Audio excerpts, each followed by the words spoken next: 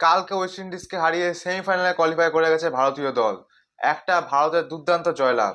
সেখানে জয়ের নায়ক হচ্ছে সঞ্জু স্যামসন। সঞ্জু স্যামসন যদি এরকম টিকে না থাকতো, আগের দিন এক পাশ যদি ধরে না থাকতো, তাহলে কিন্তু ভারত কিন্তু ম্যাচ জিততে পারতো না। কারণ ভারতের কোনো ব্যাটসম্যান 20 ওভার রান করতে পারেনি। খালি তিলক বর্মায় খালি 27 রান করেছে। আর কোনো ব্যাটসম্যানই 20 ওভার রান করতে পারেনি। তিলক বর্মায় খালি 15 বলে 27 রান করেছে। 30 ওভারে তো রান করতে পারেনি কোনো ব্যাটসম্যানই, আর 20ও না। সেখানে সঞ্জু স্যামসনই একা এক পাশ থেকে ধরে সেই ম্যাচটা বার করেছেন। 50 বলে 97 রান করেছেন সঞ্জু স্যামসন। কিছু কিছু রান শতকের থেকেও বড়।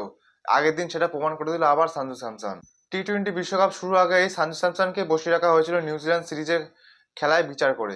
কিন্তু এখন সঞ্জু স্যামসন যখন ব্যাক করলো, যখন লেফটি রাইটে কম্বিনেশন বজায় থাকলো, তখন কিন্তু ভারত আবার ডমিনেশন দেখানো শুরু করলো অন্যান্য টিমের উপর। কিন্তু ভারতের অন্য ব্যাটসম্যান চলতে পারছে না।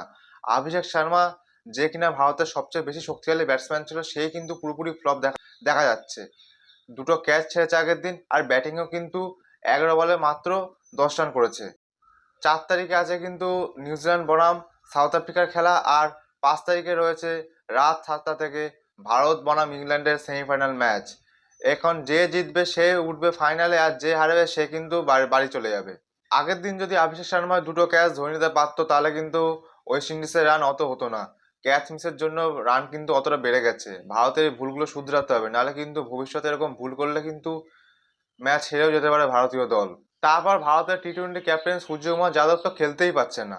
ভারতের খেলা আবার 5 তারিখ। সেখানে যদি আমরা ইংল্যান্ডের টিমের বিষয়ে কথা বলি, ইংল্যান্ডের ওপেনিং ব্যাটসম্যানও কিন্তু খেলতে পারছে না। জস বাটলার কিন্তু পুরো সিজনে পুরোপুরি ফ্লপ গেছে। ফিল সল যেদিন চলছে চলছে, তারপর যেদিন চলছে না সেদিন কিন্তু ওপেনিং পুরো ভরডুবি দেখা যাচ্ছে। 10 রানের মধ্যে গুটিয়ে যাচ্ছে ইংল্যান্ডের ওপেনিং। তারপর মিডিল অর্ডারই যা খেলছে। ইংল্যান্ডের ক্যাপ্টেন হ্যারি ব্রুকে কিন্তু পাকিস্তানের বিপক্ষে শতক করে কিন্তু একাই ম্যাচ বার করেছিল। এখনো কিন্তু যদি ইংল্যান্ড ঠিকঠাক করে ব্যাটিং ঠিকঠাক করে না করে, তাহলে কিন্তু ইংল্যান্ড ভারতের কাছে হেরে যাবে। আমরা তো চাইবো আরো ইংল্যান্ড হেরে যাক, ভারত জিতুক। কারণ ইংল্যান্ডের যেটা দুর্বল সাইড, সেটা আমি ব্যাখ্যা করে বললাম।